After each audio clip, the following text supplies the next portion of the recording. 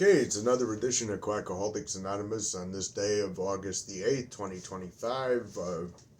Not too many more days left until we start hitting the fall of the year. This has been a really fast summer. I don't know if it's because I've been so busy or what exactly is behind all of that. But as always, before I begin, I want to give shout outs to other content creators out there that are spreading the message about AA and alternative methods of getting sober, like Thrive Alcohol Recovery, which talks about the Sinclair method, Contempt Upon Investigation, Recovery Rebellion podcast with Burn the Stigma, Emma's Groupthink podcast, Sobriety, Bestie, and the regular Burn the Stigma channel with Tara and Bobby C. Anonymous Addiction, and Dan Joyce with his book, along with a harm reduction book by Dee Dee Stout. Coming to Harm Reduction, Kicking and Screaming, stories of radically loving people who use drugs. And I do believe that tough love bullshit needs to be definitely challenged. So I think that would be worth a read and worth checking out. And like I said, my reading list is pretty backed up at the moment. But I'm one of those people that I can have a whole bunch of things in my reading list that I'm ready to look at or check out or something like that. And then I can see a title that's a little bit enticing, and I can end up picking up that title before I pick up the things that are on my reading list, which is going to be the subject of this week's video. And I'll post a link to the interview with the author and a link to their book if you're interested in checking it out. Now, they're not going to talk about AA in the book but they do make a case for something pretty fascinating, because oftentimes in popular culture, and I've said this before on this channel, a lot of the times when people are thinking about a cult, they're seeing some compound out in some isolated desert location, or not necessarily a desert per se, but some isolated location surrounded by armed guards with one charismatic leader who's dressed in robes, who has access to all the cult members' wives, like Sinan. And by the way, Sinan is going to come up in this video, which also, by the way, had roots in recovery. The founder of Sinan, he was big in AA. As a matter of fact, he wanted to extend the work of AA to heroin addicts, where he was located at the time, and that was a problem with AA. He ended up becoming really good friends with a lot of the local government people where he was located, because he wanted to reach out to heroin addicts, and he called confrontation therapy the work. Where you ever heard that one before? But that's a lot of the times what a popular image of a cult is. And this writer that I stumbled across, and I'm going to post a link to her book in a video. I think you'll find it a very fascinating video, because I did, which is presumptuous. But no, I think anybody who's interested in looking at AA as the cult that I think it is, that I think I can build a case for pretty easily, and have done so with these videos. But I'm always trying to go back and pick up things I've missed, or I'm always discovering new things to talk about and having new ideas to expound upon it. I think anybody who's interested in trying to figure out if AA is a cult will find this very informative, because however, I'm going to stumble over my words like I was doing with functions of the brain a couple of weeks ago on here,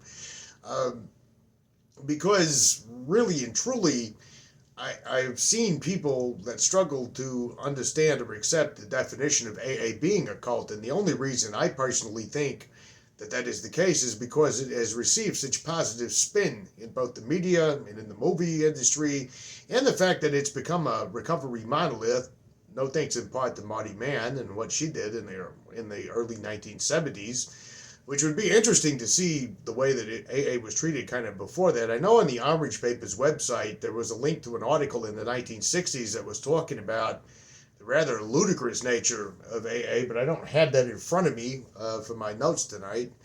And Amanda Montel, who wrote this book called Cultish, and like I said, link in the comments, interview in the comments, was talking about a couple of different things. For one thing, she starts out the book with two, not really what you would call diametrically opposed to one another, but one being a little bit more extreme than the other one. And in fact, some people were talking online one time about Stephen Hassan saying CrossFit was a cult, and they thought that was a little bit extreme. But let me build the case that she starts out her book with, and then let me go on into the subject matter of this video. She opens up her chapter with two examples of two different groups that are not exactly the same in levels of control and in levels of what can happen to you in these groups, unlike AA, which threatens you with death for leaving. But she's doing this she's got this dichotomy going on purpose to show you one unifying factor, and then she makes her case for this. Amanda Montel is a linguist who studies language, and some of her findings and some of the things she talked about was pretty fascinating for me.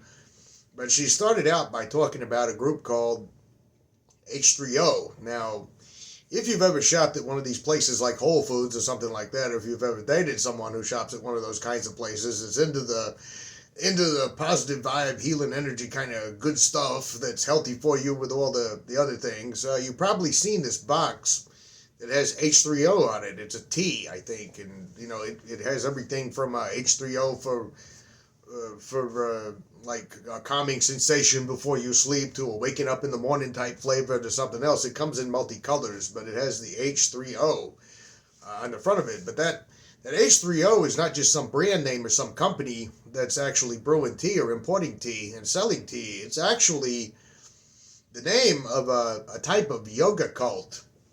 I'd never heard of it. And I had no idea that H3OT has anything to do with some cult, right? It sounded pretty fantastic when she started talking about it, because she was interviewing one of the members, former members of that particular cult, and she was talking about the the situation that would get someone sucked into something like that. Like, we tend to have this idea in popular culture and media and everything else that the average ordinary person cannot possibly fall prey to a cult. The only people who can fall prey to a cult are people who are, alienated or lost or lonely or in trauma or something like that. In other words, it's a very subtle message that's put out, but it's a subtle, sly message of saying you're weak.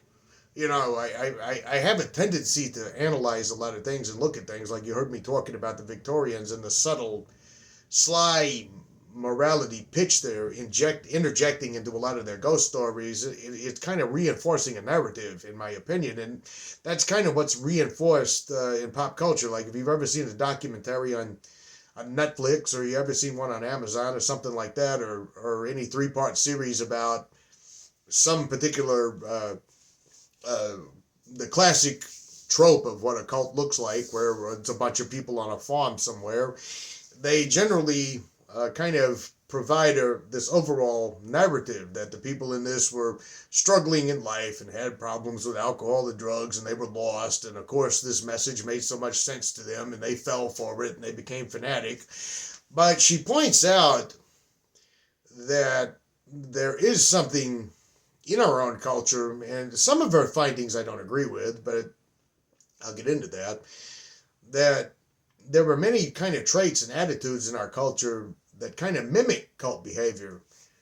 And the reason she uses these two examples with the H3O cult and with another one I'm going to bring up in a second, which has to do with fitness, was she was looking for a unifying factor as to what causes people to become attracted to this to begin with, because she was kind of like what a linguist would do in a situation like that. A linguist is going to look for the same thing a semiotician might look for, or semiotics, I think is how it's pronounced, where you look for hidden signs and meanings and things of that nature. But anyway, she was interviewing a lady in this H3O cult who kind of gradually got sucked into it. It was not something that she immediately just jumped into full force or something like that. Educated person who was living far away from home kind of situation, and slowly but surely the whole thing seemed kind of attractive when she first met these people, because it seemed like they had some kind of connection, because that's what a lot of people, whether we like to admit it or not, are looking for. We're looking at, there's something mystical beyond the mundane.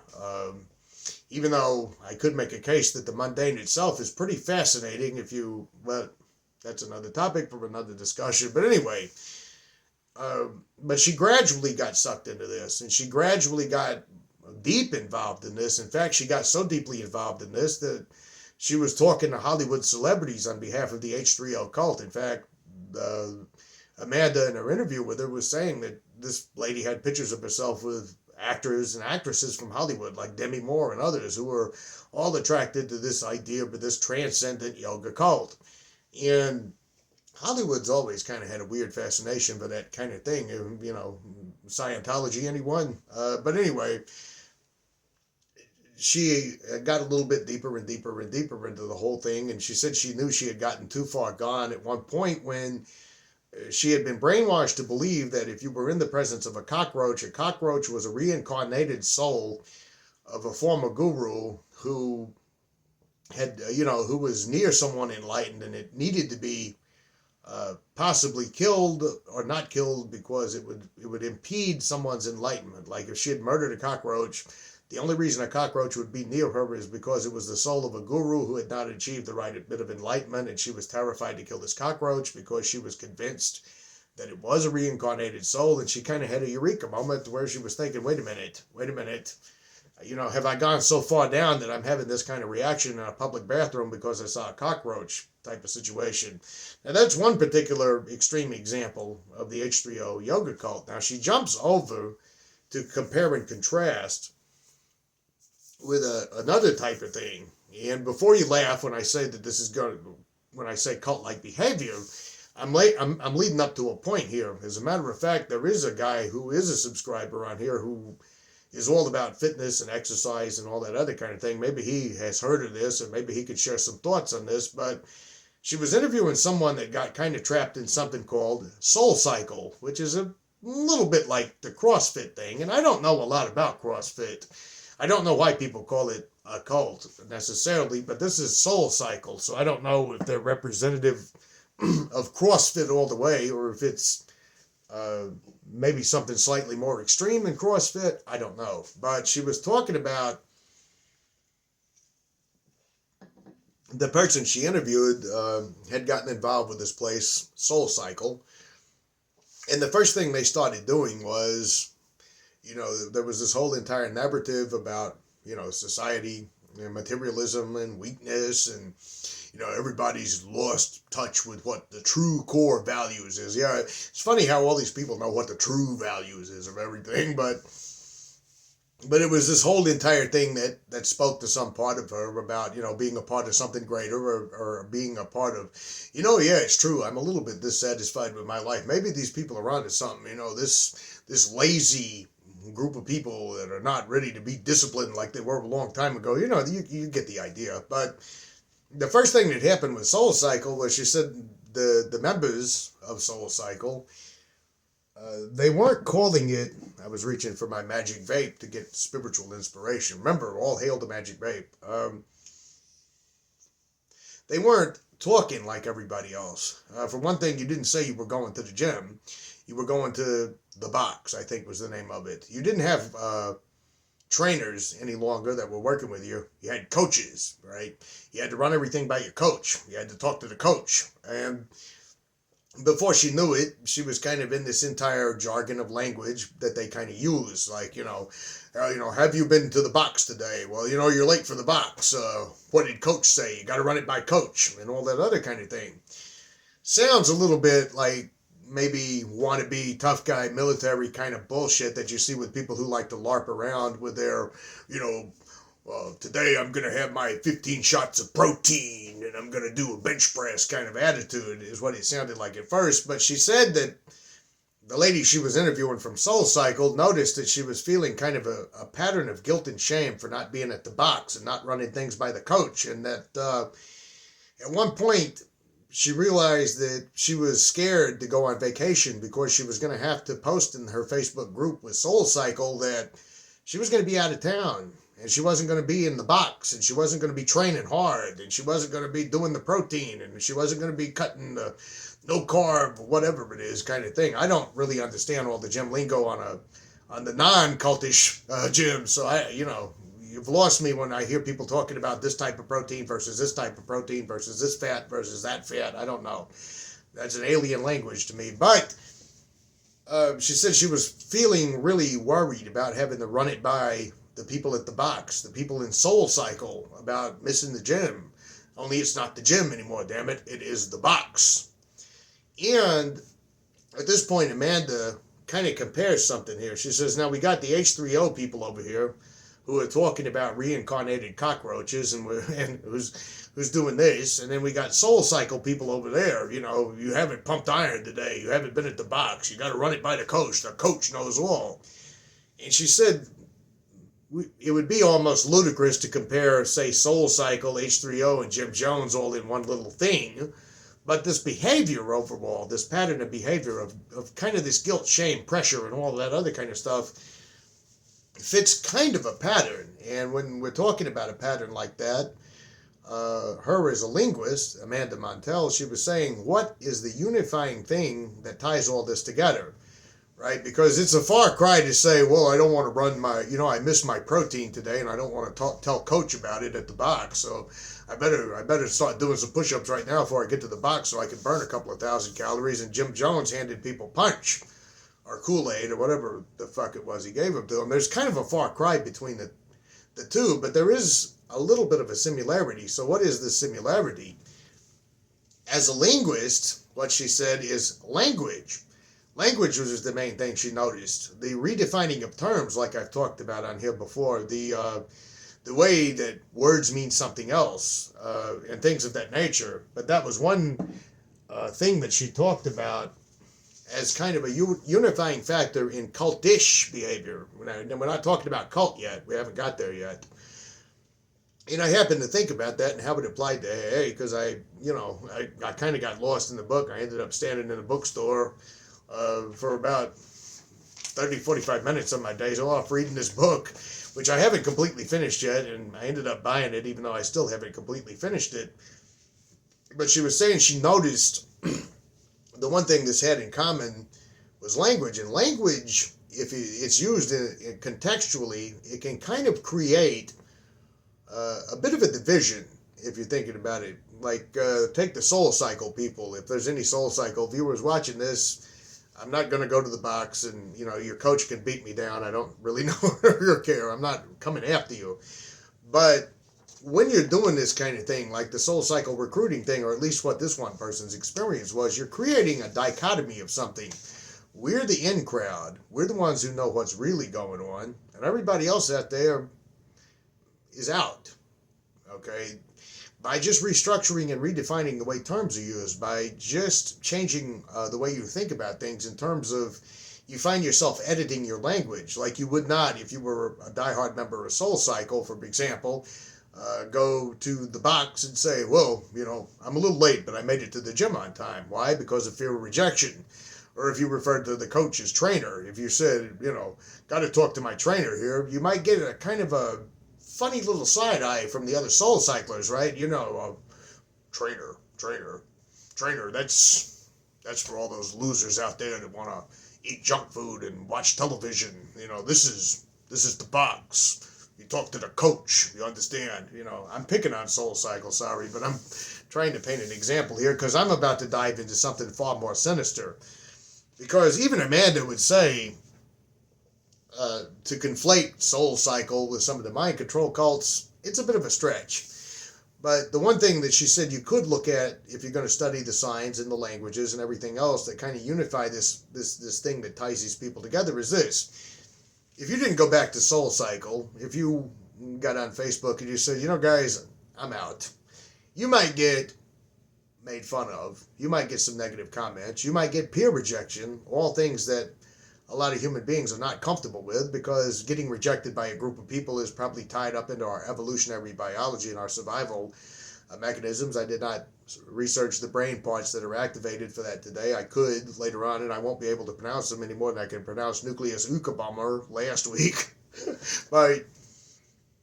But rejection is a big deal. But nobody in Soul Cycle is going to tell you if you leave the box, you're probably going to die out there.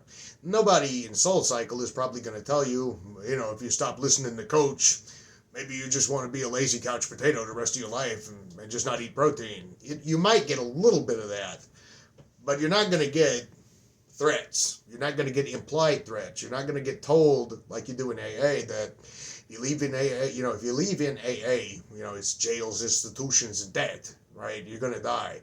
I knew a guy who left AA. He thought he was too smart for this program, and he's no longer with us now. That kind of implied threatening.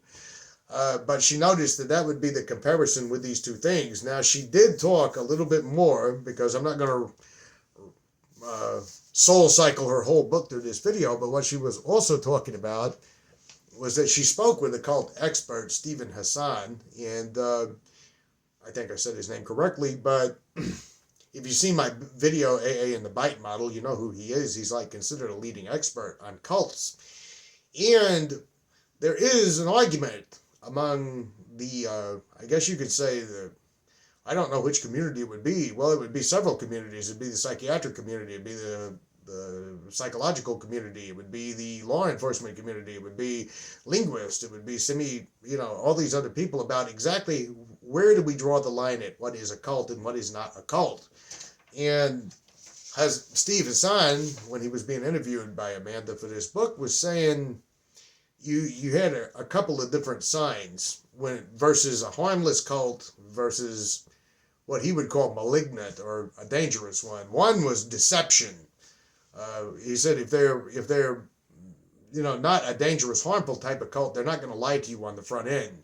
AA does. AA tells you that we're just a nice neighborhood, friendly, we're all going to help each other get sober type thing. And then, you're in there for a period of time and you read in the big book, our real purpose is to serve God. And then you hear that your real purpose is to be of maximum service to your fellow man, which is a code word for cult recruiting, and to serve God.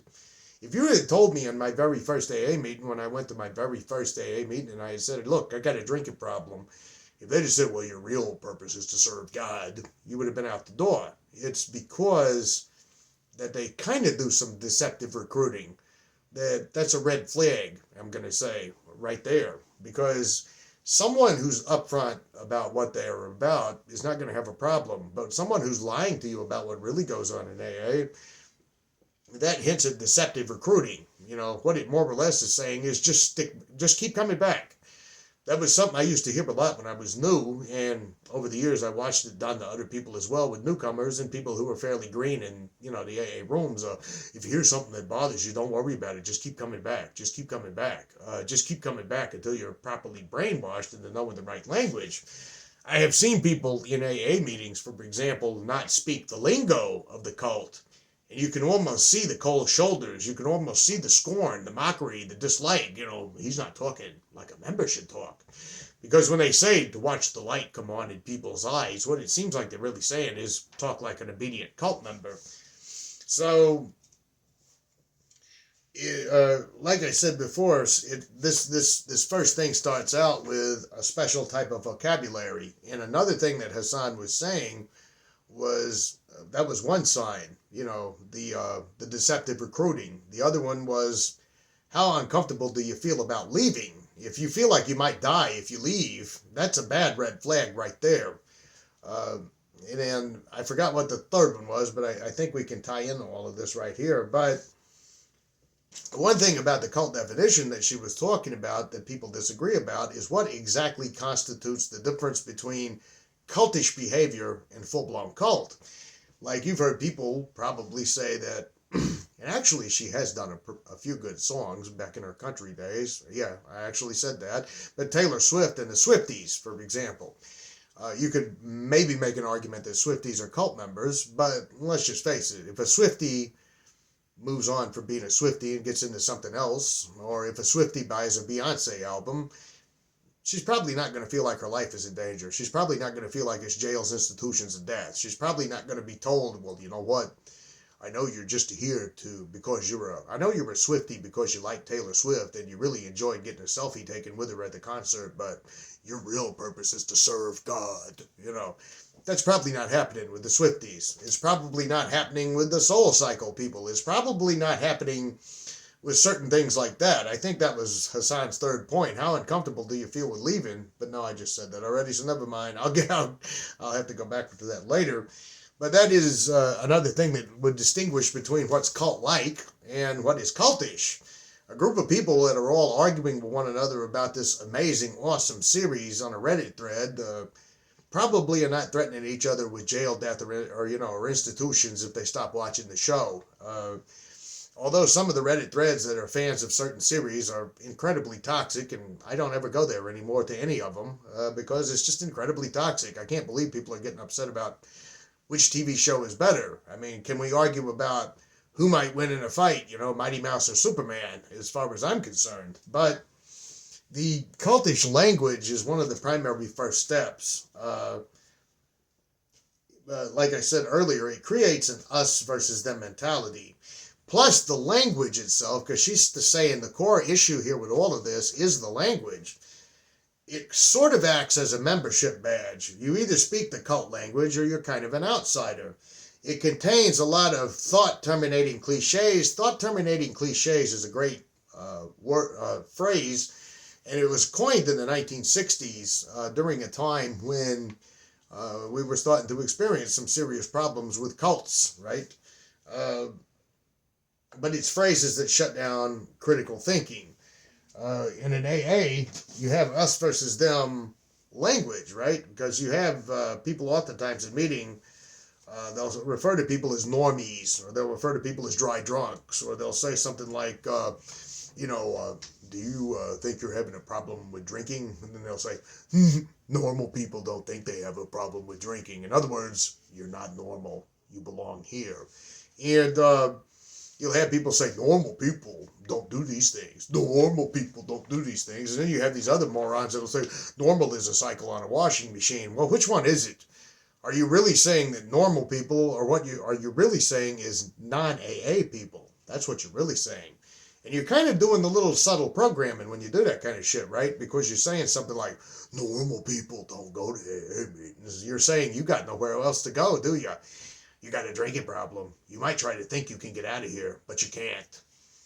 This is like Hotel California, only worse. You can check out any time you like with coffee cups and cigarettes, but you can never truly leave, even if you booze yourself to death. It's the same linguistic line drawing Montel was describing in groups that go from everything from cults to extreme fitness programs, but it's a way to make people feel like they found their true tribe, their true calling, and outsiders can't possibly understand. And words oftentimes she mentions in her book mean something else than what they normally mean. And that's something important here that I want to get to, is that like in the H3O cult that I was talking about earlier, remember the yoga cult with a T that you might get in a Whole Foods market, they had a really derogatory term for people in H3O. It was called an old soul. Now, old soul, in the regular world, if you say, you got an old soul, it kind of means someone who's maybe wise beyond their years or who seems experienced beyond their years, but that's not what it means in H3O. In H3O, if they say you've got an old soul, that means that you're someone who just can't achieve enlightenment. You keep reincarnating. You must have done reincarnated 7,000 times here. I mean, what's wrong with you? You're an old soul. Get with the program, man, or you might come back as a cockroach and get squashed, I watched a cockroach crawling along the edge of a straight razor. It was my dream. It was my nightmare. Walking along the edge and surviving. It's an Apocalypse Now reference for those who haven't seen the movie. But yeah, old soul is not an old soul anymore. And I've said this before on here. Words don't mean what they really mean in AA. If you really think about it, there's jargons and euphemisms in this groupthink. You get phrases like powerless, higher power. You don't ever hear really people saying I'm powerless outside of the AA cult religion, or self-will. Who says that? You hear things like determination. You might hear something like willpower. You might hear something like that, but you don't hear things like self-will. You don't hear things like dry drunk, character defect, self-will, run riot, meeting makers make it, one day at a time, or these thought-terminating cliches. What this is when you hear self-will, run riot, meeting makers make it, one day at a time, you're kind of taking complex experiences, human experiences, which communication is one of the key functions of being human through language, which Amanda could tell you because she's a linguist and I'm not. But words are actually a lot more important than people might think, because we do have a tendency to take words for granted to some degree. But what you're doing when you're saying things like, well, today was rough, but my higher power got me here, and I don't know, I'm kind of feeling like a dry drunk. Nobody talks like that outside of the AA cult religion. So what it's doing is it's taking complex experiences and your ability to communicate them, and it's crushing them down into some, like, what would you call it? Not insider trading like they do on the stock market, but insider shorthand. See, I don't really have to tell anybody, well, today, like if I go to an AA meeting right now and I say, well, today it was just self-will run riot today. Everybody knows exactly what I'm talking about in that meeting. If I went to a group of people on the street and I said, well, today was a self-will run riot type day, they'd look at me like, okay, I guess. It's comforting to use that kind of jargon. You see, it's reinforcement, right? Because if I go to an AA meeting and I say, today was all about me today, it was self-will run riot, man, I was just all into my character defects today, right? They all know what you mean. Outsiders don't. And it kind of gives you a little bit of a thing in the brain there. I should have looked it up, but it's like, I'm with my people, right? They all understand the language. They get me. They get my lingo. The rest of the world doesn't get the lingo. This is where I belong. It's shorthanding your critical thinking skills because you're no longer actually thinking critically. You're not saying maybe something like, today I woke up and I found out that something really unbearably tragic happened and it's really upset me. You're not really vocalizing the extreme range of things that could happen in the human experience. You've cut it into shorthand. You're saying, today it was self-will run riot, for example. Now this gets to something else she talks about in the book, and let me see how long I've been talking here. Oh, longer than I thought. I hope I haven't lost the plot yet, but it's called binary framing, and it helps reinforce that us versus them mentality, like alcoholic versus normal people. In recovery, in denial. She notes that binary framings reduce nuances. It steers people to pick a side. You can even point out to some of the shit that goes on in our modern political climate right now as binary framing, right? If you're not using the right code words and you're not saying the right things, you're probably one of them. You're not one of us. Otherwise, you wouldn't talk like that. But in many rooms, for example, take abstinence, for example. Abstinence in AA meetings is framed as the sole acceptable outcome, right? You can't drink anymore, ever safely again. You can't do it because if you take a drink, the drink will take you. By the way, there's no scientific evidence for that. There's no scientific evidence anywhere that if you take a drink, the drink will take you. There are things that you could talk about, like, I have OCD, so when I drink, I have a tendency to want another one and another one because I am obsessive compulsive about things. Plus, I'd never learned proper coping mechanisms at the time when I developed a severe drinking problem. So, et cetera, et cetera, et cetera. But there is no nuance in AA, right? It's just, you can never drink again. And if you want to drink again, it's because you're not following God. They do love their God. Well, me, I prefer the magic vape. See, it gives me clear, concise reasoning. See, I just prayed to the vape, and the vape told me that I was doing pretty well with this video, even though I might not be. But abstinence is framed as the only acceptable outcome. Any ambivalence, any alternative goals, like maybe moderated drinking, or maybe moderated drinking under clinical guidance, maybe the Sinclair method, it's framed in one word. It's not said, well, now, wait a minute, I don't feel comfortable with you talking about trying to, do controlled drinking. It's framed as one thing.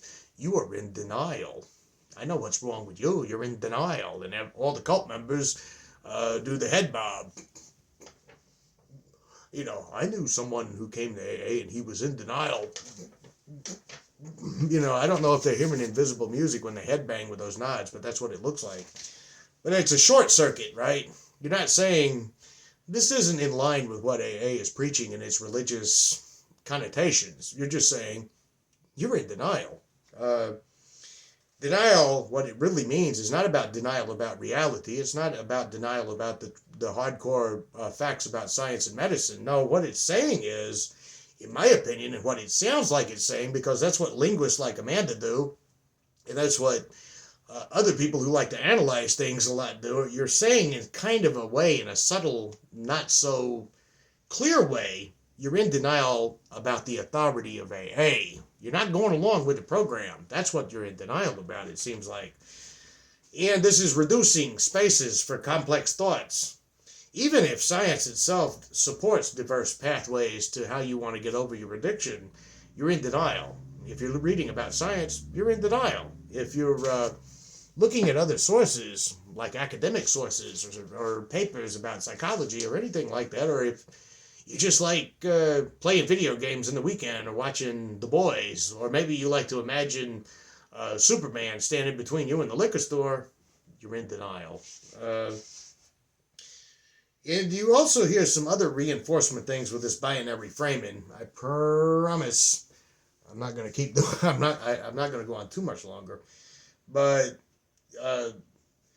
there's subtle clues and manipulation that's mixed into this. Let's see. I'm trying to see. These notes are a mess. Take, for example, this. We are people who normally would not mix. Right there in the literature, right? But there exists among us a friendship, a fellowship, a friendliness and understanding, which, okay, hold on. Where did I go?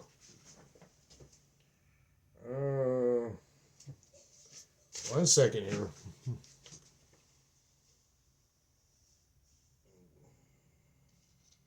Indescribably wonderful. Sorry about that. Take this quote from the Big Book on page 17. We are people who normally would not mix, but there exists among us a fellowship, a friendliness, and an understanding which is indescribably wonderful. That's, and you know what that means, kind of. The translation is, you belong here. And guess what? You only belong here. Normal people don't come here. You'll hear phrases in AA, like from the doctor's opinion, we alcoholics are different from other people. And then you hear in chapter 5 of the Big Book, half measures availed us nothing. Man, you better be all in on this, or you're not one of us. You're in denial. You either work the program or you die. They say that a lot in meetings, do they not? This is more than just harmless bullshit. This is framing your reality. This is framing your world in a way that anyone that's not inside AA just doesn't understand you, and by implication, can't help you. You're being told over and over again, we're the only ones who know what we're doing here. And if you don't realize that we're the only ones who know what we're doing, you're in denial. And you're asking for trouble, my friend. You're asking for jails, institutions, and death because we're the experts. Those scientists are not experts. Those doctors are not experts. The normal people, those goddamn normal people who don't have problems like us, they don't know. Here's the subtle danger in this. If you're told over and over that only AA people get it, you'll stop listening to anyone else, and your whole reality will shrink to that tiny little circle. And AA is full of the thought-terminating cliches that Amanda Montel touches on in her book, and it shuts down critical thinking. AA is full of them. It works if you work it. Most of the people saying that have no clue what they're saying. They're just saying that because they've been programmed to say that. Keep coming back. Yeah, keep coming back until you become fully brainwashed. Your best thinking got you here. Remember that. Don't start thinking for yourself. Don't have critical thoughts. Don't try to reason your way out of this because you can't. We know that because normal people don't come here. And every time they say that to you, they're reinforcing something that you're already worried about. What if there is no other way? What if this is really it? What if I'm wrong and they're right? Because I had that same thing happen to me. And of course, let go and let God. These phrases, they're not meant to start a conversation. They're meant to end conversations. Instead of addressing a real concern or question, you get a slogan. You get to stop doubting. You get told you're in denial. And you repeat the line over and over, and over time, it becomes your own thought process. For example, and redefining words to mean something ever. Remember what I said about the H3O cult and All Souls? Well, think about this for a second. Selfish in AA. It doesn't mean you're inconsiderate. It doesn't mean at any time. It means that your selfishness is described as any time you put your own thoughts and needs over AA and God, right? Selfish doesn't mean, you know what, you took that other you took the last piece of cake off the table because you're selfish. That's not what it means in AA. When they say selfish, they're saying, you didn't come to your AA meeting. You did not give it your all. You didn't do this. You didn't do that. That's what selfishness means in AA. Gratitude. All right, it doesn't really mean appreciation. It doesn't mean being happy. It means gratitude is you're appreciative of AA, no matter what. Insanity doesn't mean psychosis. It doesn't mean a break from reality. It doesn't mean any of those things. Full flight from reality, all those things. It doesn't mean any of that. It means any attempt to drink again or leave AA. And the thought-terminating cliches I've already done because I wrote these notes twice. And you see, when language is used in this way, it's funny how it does program people. There is something I want to bring up before I stop, even though I only got 2 pages left. She mentions how cult language can influence people to the point that the thought patterns can feel so familiar that you can actually literally go from one cult to another. One Jim Jones survivor she talked about that she interviewed in her book. They survived Jim Jones. They survived the guy giving them the punch or the Kool-Aid or whatever the fuck it was. They survived that, and they later on went and joined Synon, the one I was talking about earlier, the high control rehab group. Synon had a phrase, tell me if it sounds familiar. You're supposed to act as if. That means pretend to believe until you already do, like AA does. Fake it till you make it. Act as if. This is psychological priming. It seems like the more you rehearse the behavior, the more your brain will finally accept it as true. And reframing dissent as pathology is another thing that they do. For example, questioning is rebranded as stinking thinking or self-will or spiritual sickness. Recast everything as moral failures, like spiritual awakening. It doesn't mean a profound personal realization. It means accepting the steps as written. Sober doesn't mean not drinking anymore. It means not working the program. It means working the program. Service, it isn't just about helping others. That's not what it even means. It's about doing unpaid work for AA. Service work, or helping others out, doesn't mean really helping people out of a bind. It doesn't mean helping people when they're down. It doesn't mean any of those things. It means recruiting. Redefining language, AA controls the mental frame of the conversation. If you say, I'm sober but not in AA, the response is, then you're not really sober. You're dry. So when language is used in this way,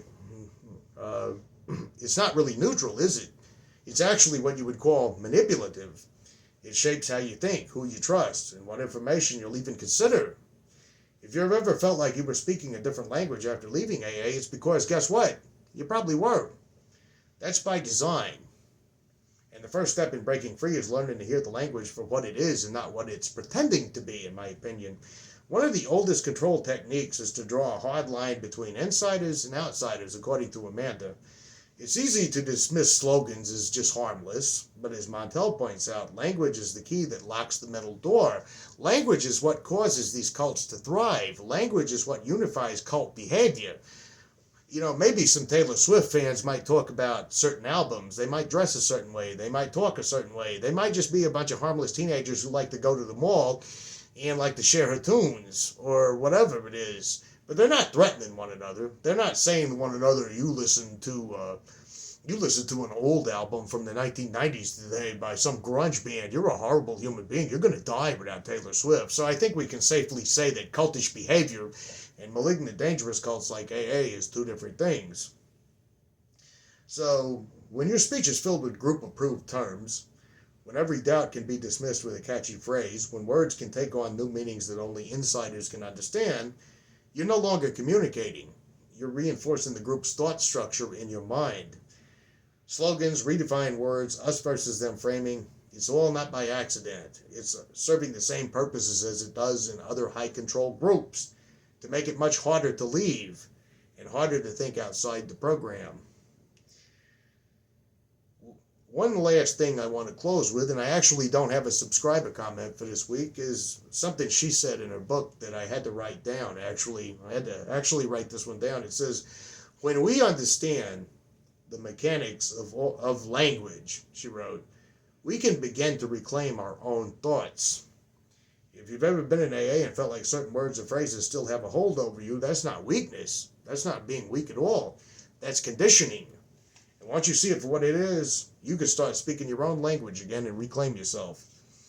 And I've actually run out of notes, and this turned out to be a lot longer than I thought it was going to be, but I did manage to try and not lose the plot at nearly an hour's worth of talking. I don't have a subscriber comment this week to give you, but if you got anything out of that, let me know in the comments, and see you guys in a couple of weeks probably. Not even going to pretend it's going to be next week.